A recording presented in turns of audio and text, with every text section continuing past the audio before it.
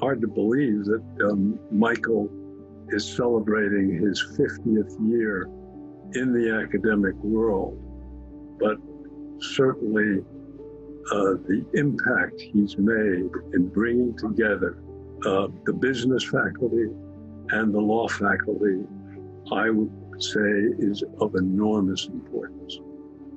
What Michael is, when we think about institutions,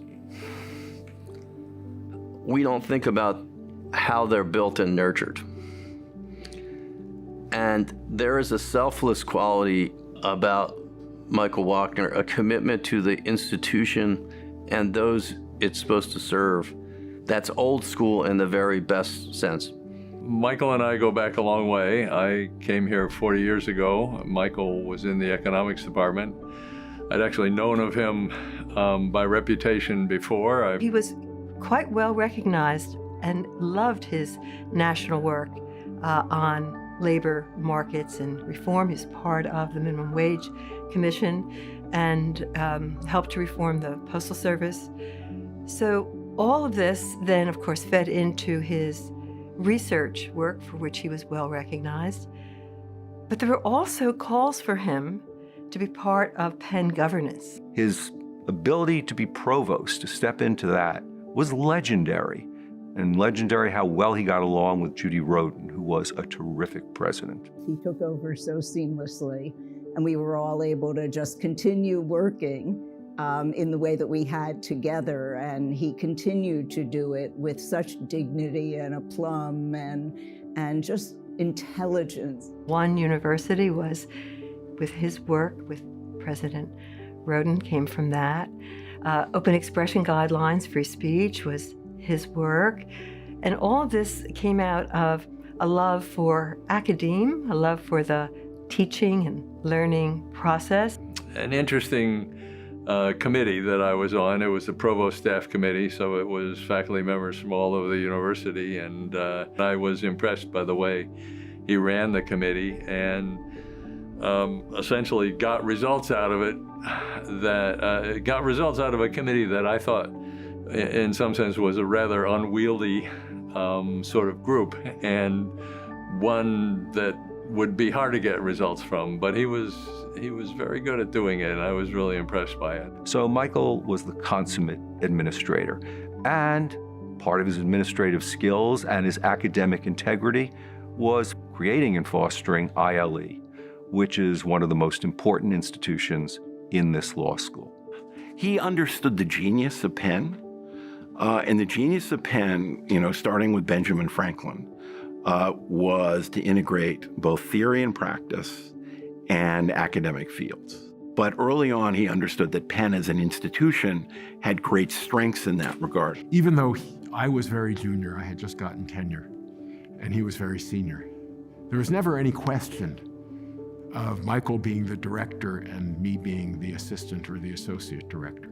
From day one, it was co-directors, and it was there was never any sense of hierarchy. It was we were working on things together. Michael's always been ahead of the curve. He was ahead of the curve in conceptualizing ILE, both the relationship of Penn Law to other departments at the university, right, especially our relationship with Wharton Finance, but also our relationship with other people at Wharton and with the Department of Economics.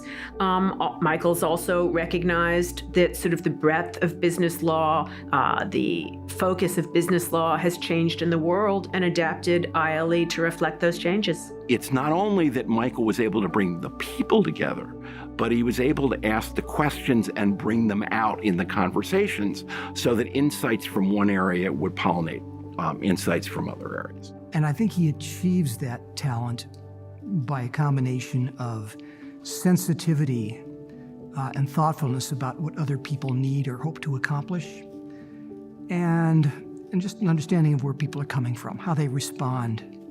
And he's been masterful in developing the Institute for Law and Economics. We're absolutely bound together by hoops of steel on the question of the objective of the Institute, all right?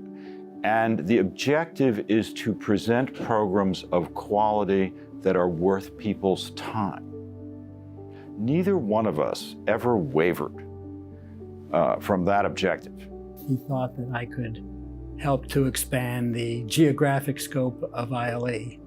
And with Michael's leadership, again, doing the yeoman's work over the 8 or 9 years that I was chairman, ILE really did transform into a Northeast focused organization with a concentration on New York bankers, lawyers, and other professionals. We've discussed many times expanding the notion of who's invited to participate so that we cover most all of the major New York City firms, many investment banks, folks like proxy solicitors and others who are partake in the greater M&A area.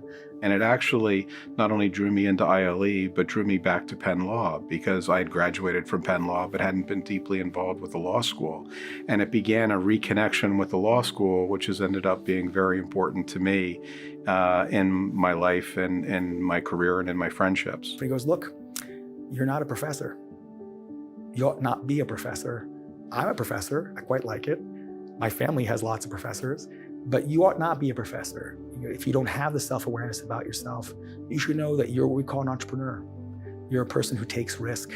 You're a person who has the ability to connect with others and get them to invest in you, and you invest in them. This opens doors for you that are apart from other people in the world. When I wanted to get a job, that was corporate focused because I hadn't summered at a corporate place. He sort of called in favors for me, which was kind of unheard of in my mind.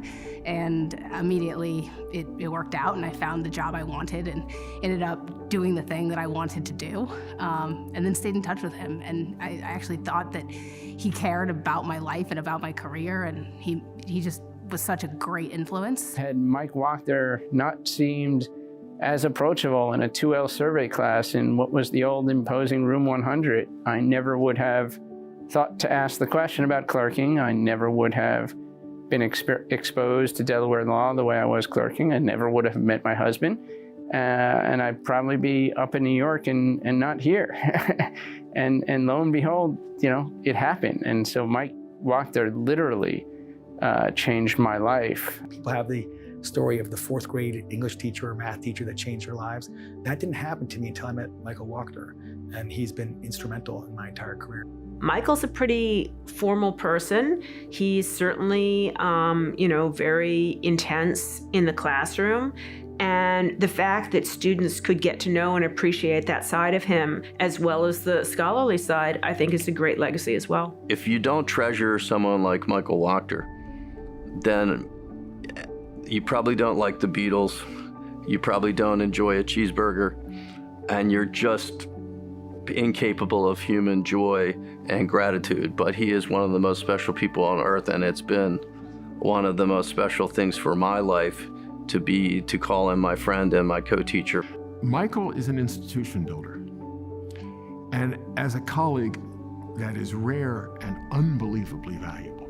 Michael, in every role he had as a colleague, it wasn't about him. It wasn't about burnishing the Michael Wachter brand or building the Michael Wachter brand. It was about making the law school, making the university a better place. And the work that he's done with his partners, with Leo Strine, with Larry Hammermesh, with Jill and Bill, and with Naja, this is a fulfillment of his vision of what's important for the world.